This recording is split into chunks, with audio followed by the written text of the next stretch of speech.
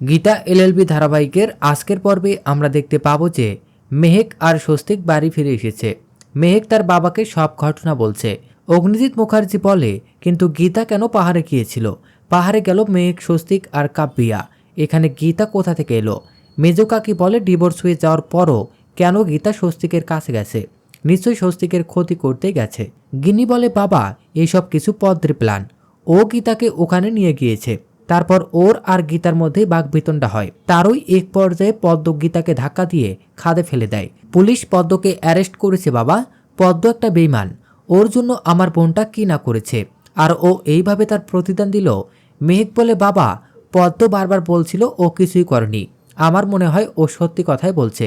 মেহেক তার বাবাকে বলে, আমি শুনেছিলাম কাব্যাদি কাকে যেন ফোনে বলছে এবার গীতার কাছে একটা ফোন যাবে, আর তারপরেই খেলা শুরু। বাবা, গীতা বৌদিকে কাব্যিয়া ফোন করে বলে দাদা ভাইকে গুন্ডারা ধাওয়া করেছে, ওকে যেন গীতা বৌদি বাসায়। অগ্নিজিৎ মুখার্জি তার মেয়েকে বলে সে যেন এইসব নিয়ে বেশি মাথা না ঘামায়।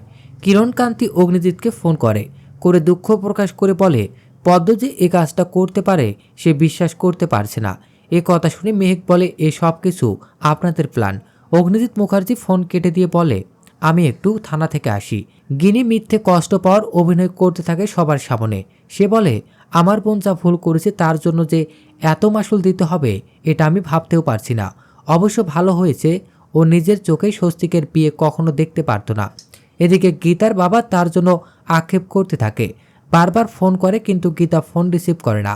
বড়বাবু গীতাদের বাড়িতে যায়। গীতার বাবা বলে, আমি এখন ভালো আছি বড়বাবু। আপনি যে কড়া নিরাপত্তার ব্যবস্থা করেছেন এই বস্তিতে কেউ ঢুকতেও পারবে না। বড়বাবু বলে, আমি আপনাকে একটা খবর দিতে এসেছি। গীতা মিসিং, গীতাকে পাওয়া যাচ্ছে না। এ কথা শুনে গীতার বাবার শরীর খারাপ করে।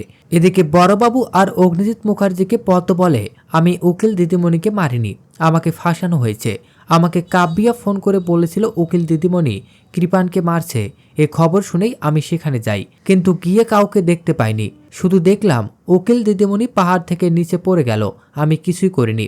অগ্নিজিৎ মুখার্জি বলে, এখন কুমিরের কান্না কাঁদলে কিছুই হবে না। এদিকে কাব্যিয়া বলে, পদ্ম এবার টের পাবে কত ধানে কত চাল।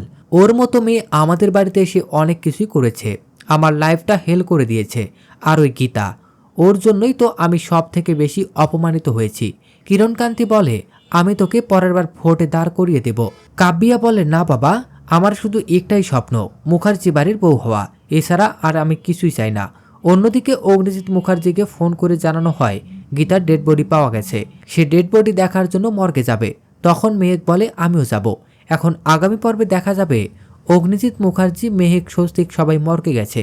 গীতার বাবা এসে স্বস্তিককে দেখতে পেয়ে তাকে সবার সামনে থাপ্পড় মারে। তো দর্শক, এই ছিল গীতা এলএলবি ধারাবাহিকের আজকের আপডেট।